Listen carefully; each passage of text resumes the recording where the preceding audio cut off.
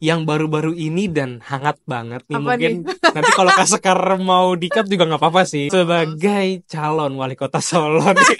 Mantap. Kalau memang diizinkan oleh Allah Subhanahu wa taala, ya kita lihat aja gimana.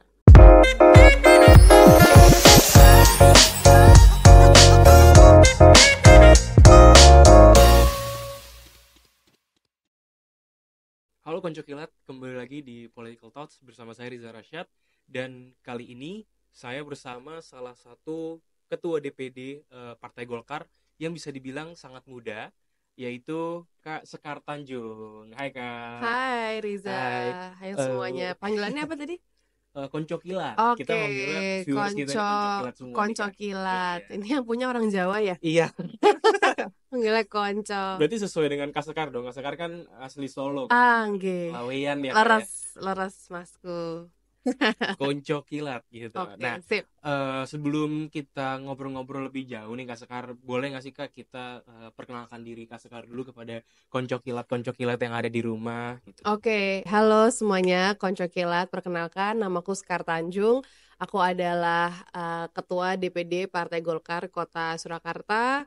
Dan hari ini mau ngobrol-ngobrol nih, berarti sama Konco Kilat ya. Semoga teman-teman semua nonton sampai habis dan mendapatkan hal-hal dari diskusi kita pada hari ini. Sebenarnya kali ini Konco Kilat kita pembahasannya lebih rileks daripada political talks biasanya. Oh gitu. Karena biasanya Oke, political talks sip. ini pembahasannya terlalu politik, terlalu pembahasan tentang undang-undang Aduh, dasar, capek. keputusan-keputusan. Dan sekarang karena kita bersama salah satu kemarin calon anggota legislatif juga ya Kak Sekar ya, dari Partai Golkar di Dapil Surakarta, DPRD Surakarta ya Kak. Yes. DPRD Surakarta, dan juga mempunyai followers Instagram yang notabene banyak anak muda nih. Jadi Oke, mantap. mungkin Konco Kilat semua langsung aja cek Instagram Mbak Iya, Sekar. jangan lupa di follow ya teman-teman. @sekar_tanjung, ada di TikTok, ada di Instagram juga. Nanti ditulis ya di sini. Nanti muncul di pop up di sini nih. Sip. Tapi aku kayaknya baru tahu belakangan ini bahwa Kak Sekar ini lulusan dari Fakultas Jurnalistik juga ya Kak. Nah, boleh diceritain nggak Kak selama masa Kak Sekar kuliah, lalu kenapa Kak Sekar mengambil keputusan untuk kayaknya aku ingin deh belajar mendalami ilmu jurnalistik nih, berdasarkan apa sih Kak? Oke, jadi alasan kenapa aku memilih untuk mengambil jurnalistik adalah sesimpel aku suka nulis dan aku suka media dan perkembangannya. Ini keputusan untuk akhirnya mengambil jurnalistik itu tahun 2013 ya, karena 2014 itu tahun pertama aku masuk kuliah, dan atas dua kombinasi tersebut akhirnya ditemukanlah jurusan jurnalistik, yang mana kebetulan aku itu kuliahnya di Boston University, so di Amerika Serikat. Dan di sana itu salah satu pengalamanku yang paling membekas adalah sebagai wartawan itu kami diajarkan untuk bisa beradaptasi dengan berbagai macam situasi dan juga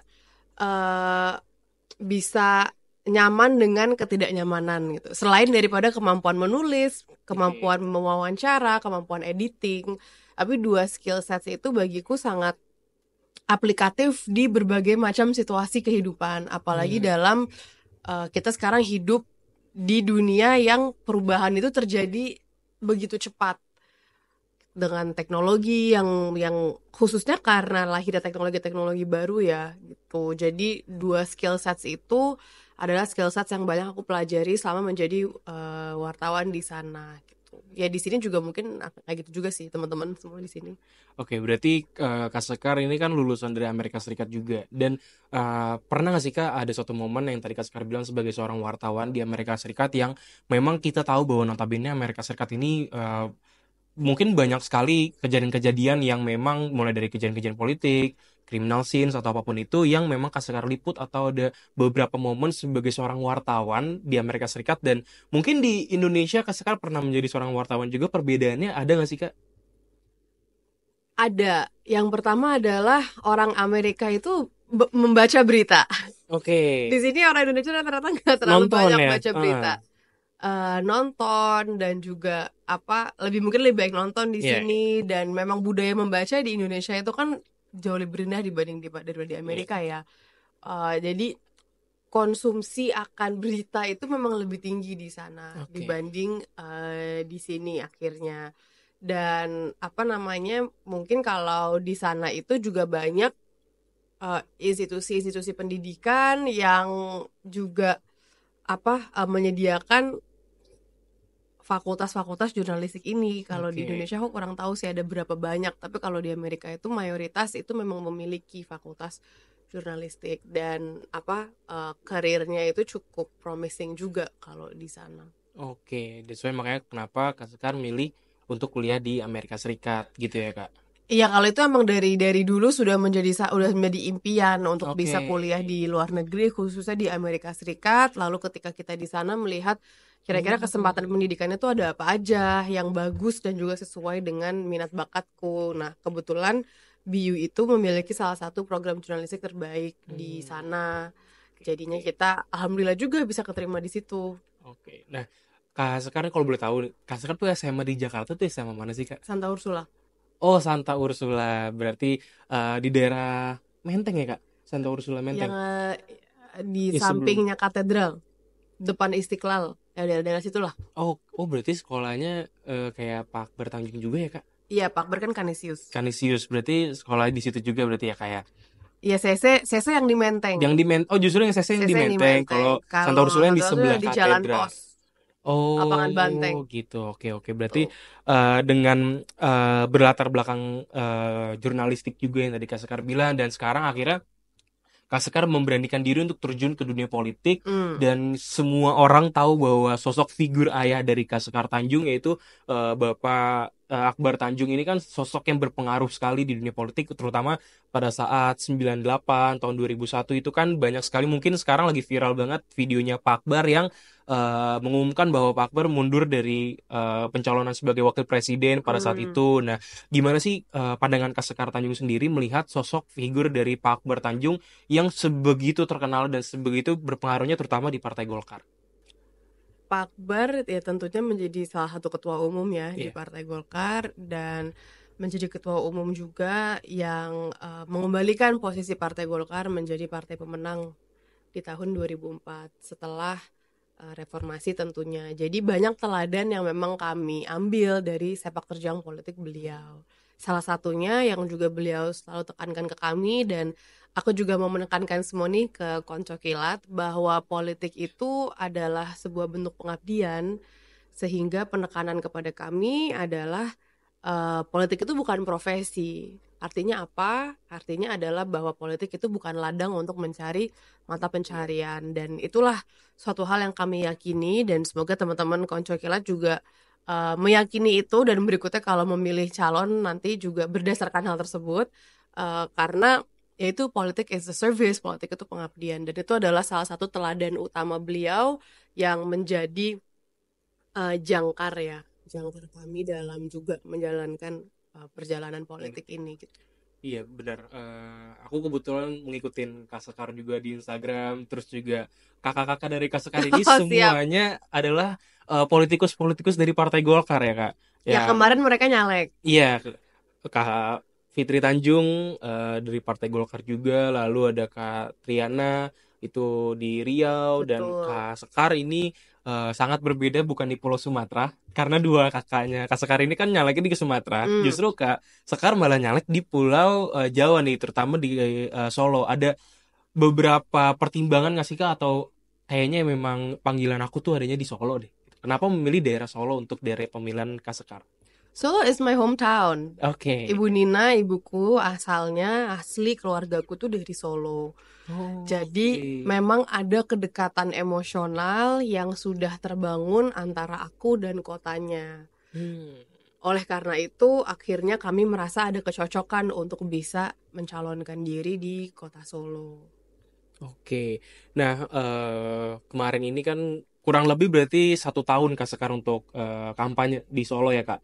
Mulai dari tahun 2023 atau malah mulainya di akhir-akhir 2023 nih, Kak? Jadi 2023 itu aku memang sudah mulai tinggal di Solo, Oke. khususnya karena di tahun 2000 di quarter 2 tahun Iya, 2023 itu kami terpilih sebagai anggota Ketua. kami terpilih sebagai ketua Partai Golkar Kota Solo gitu. Oke, nah sebagai ketua DPD Golkar Solo ya Kak, dan mungkin sepengetahuanku, maaf kalau salah, Kak Sekar adalah salah satu yang termuda, apa bener Kak? Iya, jadi aku perempuan termuda sebagai ketua DPD. Ketua DPD Tingkat 2. tingkat 2 ya Kak.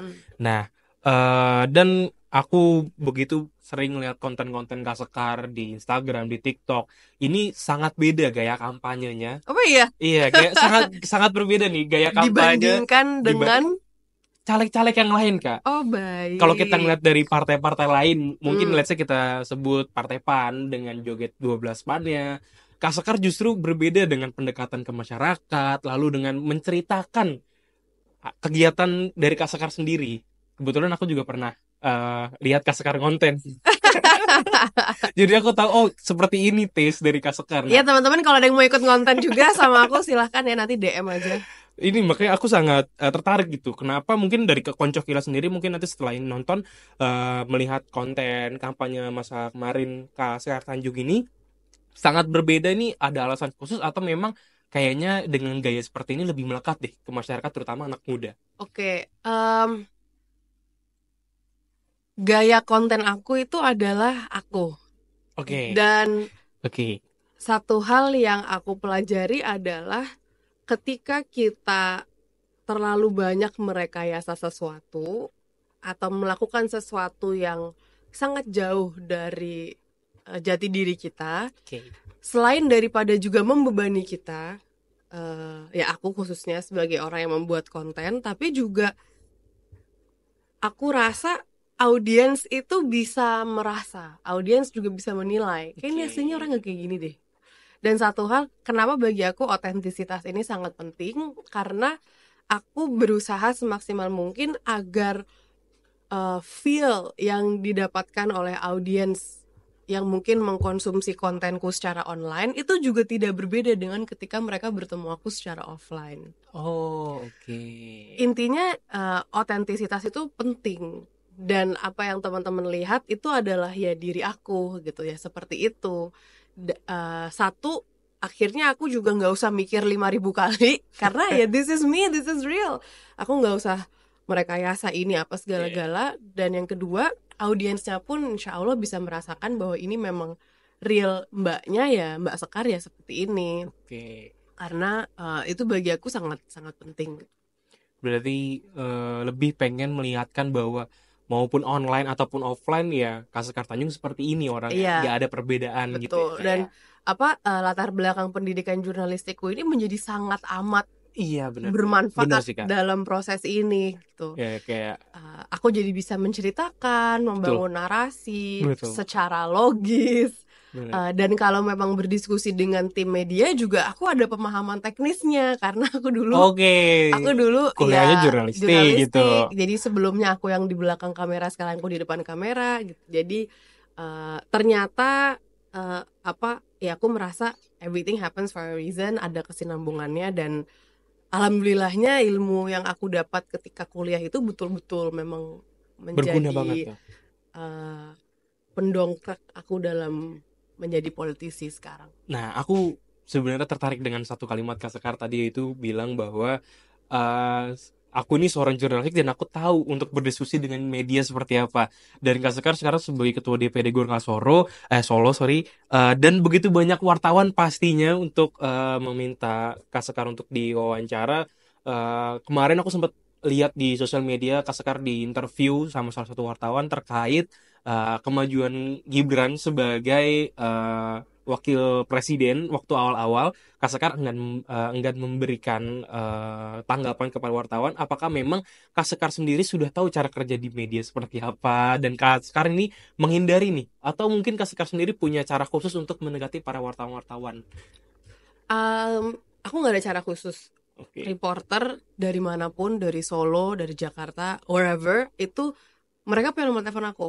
Oh gitu Kak? Iya, jadi kadang bisa lagi di mobil ditelepon, jadi telepon siapa gitu, dan selagi bisa kita angkat kita respon.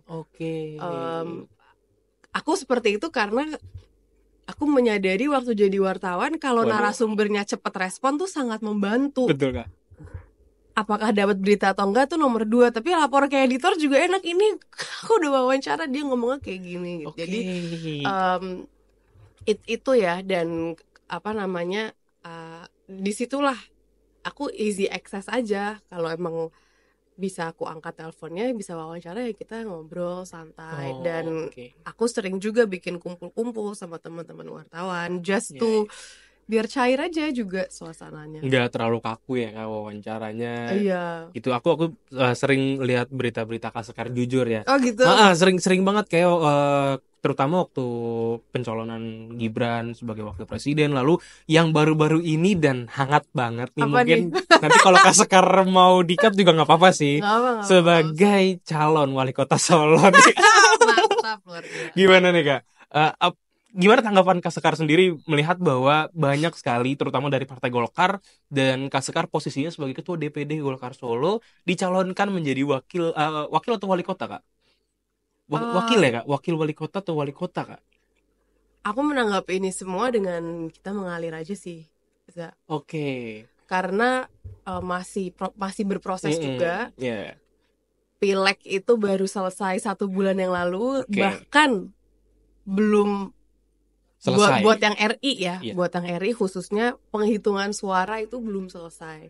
Dan keputusan-keputusan seperti ini itu tentunya keputusan yang harus dibuat oleh seluruh lini partai. Oke. Dan juga nunggu survei, tanggapan dari masyarakat. Kalau aku sekarang fokusnya itu adalah gimana bisa langsung juga terjun lagi ke masyarakat. Oke. Khususnya di konstituen kami di Laweyan dan juga di luar itu, karena kan kami ketua partai. Dan momennya ini lagi momen silaturahmi. Dan kemarin ketika aku kampanye itu, salah satu narasi besarku adalah aku mau menjadi anggota DPRD yang memang hadir di tengah-tengah masyarakat. Dan sekarang aku mau bergerak ke arah sana gitu. Bagaimana kampanye itu bukan hanya janji, tapi ketika kita bilang kita hadir di masyarakat, kita betul-betul hadir. Oke. Itulah. Tapi kalau semisalkan masyarakat Laweyan dan sekitar ini sudah menyetujui, oke, Kak Sekar kayaknya lebih cocok untuk jadi wali kota Solo, apakah Kak Sekar akan maju? Kalau memang diizinkan oleh Allah Subhanahu wa Ta'ala, ya kita lihat aja gimana. Saya siap pindah KTP. Saya siap pindah KTP, jadi langsung pindah ke Solo nih kalau Kak Sekar jadi wali kota Solo kan.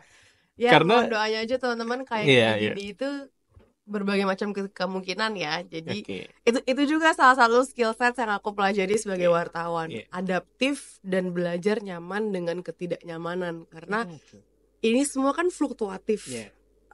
Jadi ya gimana kita bisa tenang di antara berbagai macam peluang dan perubahan itu. Oke. Nah, kalau kata Bruce Lee, be like water ya, Be let's like be water. like water. Mengalir kemana saja arus itu membawa ya Kak. Oke. Nah, sampai saat ini kan pada syuting hari ini kan tanggal 13 Maret Kak, dan kita tahu bahwa pengumuman dari KPU resmi itu tanggal 20 Maret. Nah, sampai saat ini total suara yang Kak Sekar dapatkan di daerah pemilihan Kak Sekar, yaitu di Laweyan, itu boleh tahu nggak sih Kak, kira-kira udah berapa ribu suara yang Kak Sekar dapat? Pokoknya kalau kami di tingkat kota itu sebetulnya rekapannya sudah selesai. Oh, sudah selesai. Sudah selesai. Memang sudah selesai, sudah terjadi pleno di tingkat kota. Oke. Dan berdasarkan pleno tingkat kota itu ya insya Allah kami mendapatkan kursi lah di Laweyan untuk aku gitu ya. Jadi setelah ini kita perlu menunggu pernyataan resmi KPU secara nasional untuk Oke. akhirnya mengumumkan perolehan kursi di seluruh tingkatan nasional, provinsi, dan kabupaten kota. Oke. Kalau di Solo sendiri, di kabupaten kota itu sudah selesai rekapannya, dan berdasarkan rekapan tersebut insya Allah kita masuk terpilih sebagai anggota DPRD dari Kecamatan Laweyan. Nah, sekarang kita perlu menunggu juga nanti pengumuman resminya dari KPU secara nasional itu seperti apa, tanggal 20 Maret ya kalau nggak salah. Oke, berarti secara rekapitulasi daerah ataupun kota Solo sendiri sudah selesai, dan kemarin juga banyak story-story yang mention Kak Sekar ya. Kak Sekar ini sudah mungkin unofficially tapi udah menjadi anggota DPRD Kota Solo. Alhamdulillahnya, semoga Kak Sekar sendiri ini bisa membawa aspirasi-aspirasi terutama nih bagi anak-anak muda bisa untuk lebih ditingkatkan. Nah, Amin. Ada satu pertanyaan tentang anak muda yang ingin aku tanyakan Kak.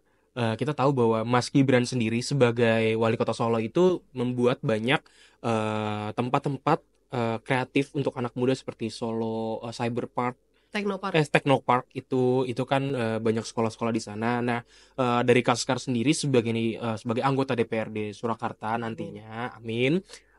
Apa hal atau isu yang pengen banget Kaskar bawa kepada anak muda yang ada di kota Surakarta? Oke, jadi beberapa isu fokusku itu yang pertama adalah eh, bisa membuat kehidupan anak-anak Oke, itu nyaman, bergizi, dan juga eh, happy ya untuk anak-anak. Berikutnya adalah menciptakan apa namanya bukan neighborhood ya, atau apa tuh namanya neighborhood. Pokoknya menciptakan suasana dan pengalaman kehidupan yang juga baik, sehat, dan juga berdaya untuk ibu-ibu dan perempuan. Dan yang ketiga adalah bisa menghadirkan lapangan pekerjaan yang baik untuk tenaga kerja. oke, Tenaga kerja ini berarti fokusnya banyak ya, nggak cuma pemuda, termasuknya tentunya pemuda, tapi ya angkatan kerja di Indonesia kan kalau secara teoritis itu sampai umur 64 ya, dari umur 15 sampai 64. Tapi kan sekarang juga banyak orang yang di atas 60 masih bekerja. Jadi itu beberapa hal yang aku ingin jadikan fokus, yang mana akhirnya itu meliputi berbagai macam elemen juga. Tentunya elemen ketenagakerjaan, elemen budaya, elemen apa eh, pendidikan, elemen kesejahteraan di tengah-tengah masyarakat. Nah, itulah beberapa hal yang ingin bisa aku fokuskan gitu sebagai anggota DPRD di Kota Surakarta nantinya. oke. Kalau kita flashback lagi nih Kak, sekarang ini memang Kak Sekar kan insya Allah akan menjadi anggota DPR di Kota Amin. Surakarta. Tapi kalau kita tarik jauh ke belakang, awal mula Kak Sekar ini, oke, aku akan terjun ke dunia politik. Itu apa Kak? Um, Sebenarnya nggak ada satu titik yang mana Oke, aku memutuskan, oke, dan deal, ayo kita terjun ke politik. Jadi seperti yang tadi aku bilang, prosesnya itu semua mengalir aja. oke, Tidak bisa dipungkiri karena kami adalah anak dari seorang politisi, jadi kami sangat dekat dengan dunia politik. Tentunya kami suka ikut ayah kami berkegiatan, misalnya oke, berkampanye atau rapat di DPP, atau kadang kami dulu berkunjung ke kantornya di kantor DPR RI, sehingga lingkungan kami pun dekat dengan tokoh-tokoh politik, aktor-aktor politik. Oleh karena itu ketertarikanku terhadap politik pun juga tumbuh dari umur yang cukup muda.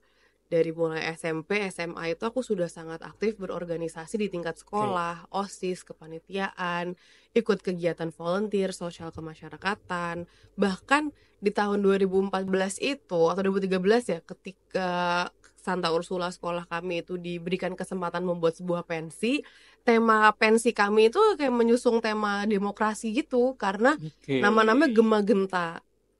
Karena pada saat itu kami itu baru pertama kali nih bisa menggunakan hak pilih di pemilu tahun 2014. oke, Ikut banyak kegiatan volunteer, organisasi, belajar juga tentang lanskap media, intersection antara media dan politik yang sangat amat dekat.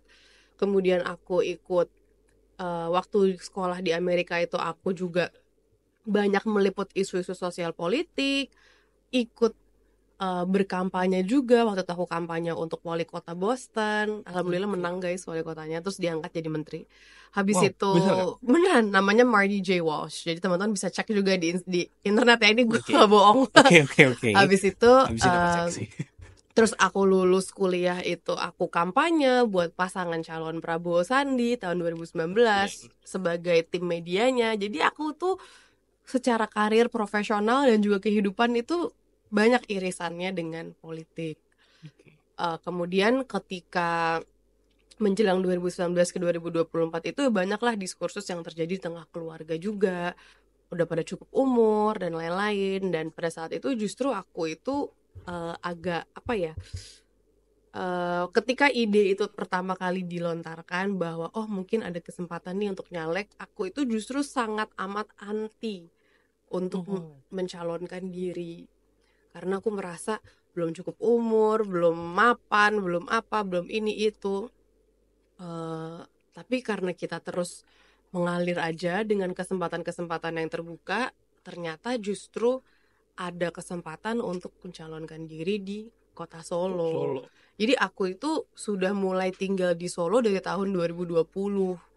Mulai banyak berkegiatan di Solo itu dari tahun 2020 karena kami ada keluarga di sana, kami ada beberapa unit usaha di sana yang aku coba ikut kembangkan.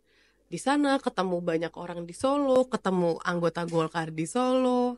Ya ternyata kesempatan-kesempatannya terbuka yang adalah untuk mencalonkan diri. Dan satu hal itu yang kemarin aku merasa mungkin the time is now adalah kita masih muda juga. Iya, benar. Just alhamdulillah ada kesempatannya, ada kemampuannya, kemauannya juga lama-lama semakin kuat ya karena banyak pieces yang kayaknya cocok gitu ya. Akhirnya aku umurnya kita juga masih muda, ya kita maju aja lah, energinya masih banyak. Benar. Here we are. Akhirnya memutuskan untuk mencalonkan diri gitu. Tapi ini juga pengen aku sampaikan ke Riza dan konco kilat semua ya. Berpolitik itu juga nggak berarti kita harus nyalek. Iya, betul. Kadang itu banyak asumsi yang menyampaikan bahwa oh kalau mau aktif di politik tuh kita harus menjadi anggota legislatif internal ya, harus langsung nyalek, bahkan bukan langsung masuk tapi langsung nyalek. Nyalek itu adalah tahapan yang keberapa sebetulnya, tapi mungkin orang nggak banyak tahu ya, karena anggota partai tuh nyalek gitu. Tapi enggak, kalau di Partai Golkar khususnya itu banyak sekali organisasi kemasyarakatan, kepemudaan yang bisa menaungi keinginan teman-teman muda untuk belajar berorganisasi dan mendekatkan diri ke dunia politik. Contohnya yang juga adalah tempatku bernaung dan berhimpun itu AMPI, Angkatan Muda Pembaharuan Indonesia. Yang mana teman-teman kalau masuk itu nggak langsung dapat KTA jadi anggota Golkar. Jadi sebenarnya kalau misalnya teman-teman misalnya ASN kan nggak boleh berpartai, itu masih boleh berampi. Di situ teman-teman akan ketemu sama orang-orang lain yang udah lama aktif di politik. Itu aja sudah menjadi bagian dari aktif di politik. Itu nggak harus nyalek ya teman-teman. Kemudian kalau di Golkar khususnya ada Young Political School for Young Political Leaders, namanya Golkar Institute. Itu pengalaman belajar selama 1 minggu. Kita bersama kita belajar dari pakar-pakar disiplin-disiplin yang akan teman-teman hadapkan di dunia politik. Belajar tentang sistem politik, belajar tentang cara berkampanye, cara menggunakan medsos untuk mencapai konstituen, dan berbagai study tour ke gedung DPR, study tour ke gedung menteri. Itu dapat semua tuh di Golkar Institute. Dan ini teman-teman nggak harus langsung nyalek, itu pun sudah menunjukkan bahwa teman-teman ada ketertarikan dan mau aktif di lingkup-lingkup politik gitu kan. Jadi habis itu kalau mau nyalek ya monggo. Jadi ini aku mau menekankan ke teman-teman, aktif di dunia politik itu nggak harus nyalek. Kalau nanti teman-teman suka sama politik, nggak mau nyalek, itu banyak banget lininya. Mau ikut bekerja sebagai tim kampanye, itu bisa banget. Itu secara tidak langsung juga masuk ke dalam lingkup politik kayak aku dulu gitu misalnya. Jadi banyaklah ruangnya, dan semoga teman-teman yang nonton juga akhirnya bisa menemukan mungkin ruang-ruangnya dalam lingkup politik yang sangat luas ini gitu. Khususnya kalau teman-teman semua juga tertarik ya dengan dunia itu gitu. Oke, aku mau minta statement akhir dari Kak Sekar Tanjung untuk para anak-anak muda yang ada di Indonesia, terutama di Jakarta nih Kak, dan apa ya? Di lingkunganku sendiri nih Kak, tentang politik itu adalah politik uang, politik kotor, dan mereka tuh semua pada nggak mau masuk politik dikarenakan hal itu. Nah, dari Kak Sekar sendiri sebagai anak muda yang masuk ke dunia politik, ada sanggahan atau ada pesan-pesan sendiri kepada para anak muda di Jakarta atau di Indonesia semua yang beranggapan bahwa politik seperti itu Kak? Oke. Hal ini sering aku sampaikan dalam forum-forum, khususnya forum-forum yang mungkin audiensnya lebih muda, yang adalah bahwa politik itu alat. Ini your phone, ini juga alat ya. Medsos itu juga alat. Pulpen alat. Artinya adalah lewat alat ini itu bisa terjadi 2 hal. Hal yang baik atau hal yang buruk. Yang menentukan apakah akan terjadi hal baik ataupun hal buruk adalah aktor-aktornya, politisinya. Kamu mau pakai medsos, mau menyebarkan berita buruk, mau menyebarkan informasi hoax atau mau mencaci maki orang lain yang adalah notabene produk buruk, itu ya tergantung kita yang pakai medsosnya. Kita mau pakai medsos untuk menyebarkan inspirasi, menyebarkan tips dan trik cara bisa masuk ke kuliah yang terkenal, itu kan notabene adalah produk-produk yang positif, itu juga tergantung penggunanya. Ya politik juga kayak gitu guys, bisa melahirkan undang-undang yang menjadi manfaat bagi kebanyakan orang, itu tergantung politisinya. Mau korupsi itu juga tergantung politisinya. Oke. Jadi semoga dengan statement ini teman-teman itu juga punya pandangan yang lebih objektif terhadap politik, bahwa politik itu adalah alat, dan semoga teman-teman juga bisa menjadi lebih bijak dalam memilih politisinya nanti. Betul. Yang akan menggunakan alat ini nih, alat ini mau menghasilkan produk yang bermanfaat atau mau menghasilkan produk yang mudarat gitu kan. Nah, itu semua tergantung aktor-aktor di belakangnya. Jadi itulah teman-teman, bahwa politik itu adalah tool, alat. Hasilnya yang menentukan adalah orang-orangnya. Nah, kita di sistem demokrasi, kita bisa memilih orang-orangnya itu langsung. Kemarin udah lewat nih Udah yang lewat. pileg ya. Iya. Ya nanti yang Coblos udah lewat sih. coblos sudah lewat. Tapi kita masih ada pilkada tahun ini. Oke. Nah, itu semoga pesan ini bisa membantu teman-teman melihat politik sebagai sesuatu yang lebih objektif, sehingga nanti dalam memilih juga bisa lebih bijak dan sesuai dengan yang rasional lah.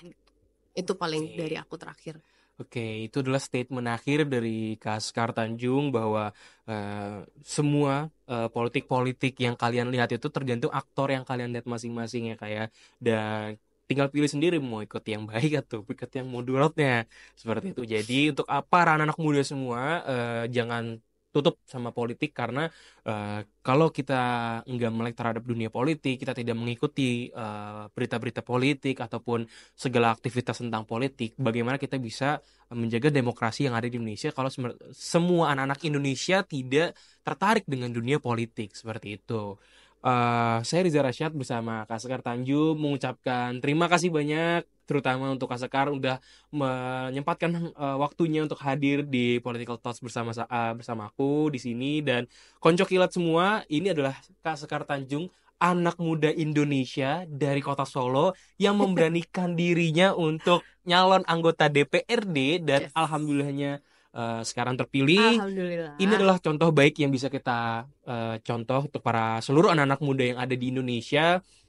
Politik tidak memandang umur. Jika kalian memang mau masuk ke dunia politik, contohlah para politikus-politikus, aktor-aktor politik yang baik, supaya kalian semua bisa menjadi politikus-politikus hebat di masa depan nantinya. Amin. Oke, terakhir dari aku, thank you banget Kak Sekar. Thank you. Semoga urusan-urusan Kak Sekar ke depannya dimudahkan. Amin. Dan aku sangat berharap ada berita nanti Kak Sekar Tanjung masuk ke dalam bursa wali kota Solo. Itu sangat aku tunggu. Terima kasih Kak Sekar. Thank you. Terima kasih konco kilat sudah nonton. Jangan lupa like, comment, dan subscribe.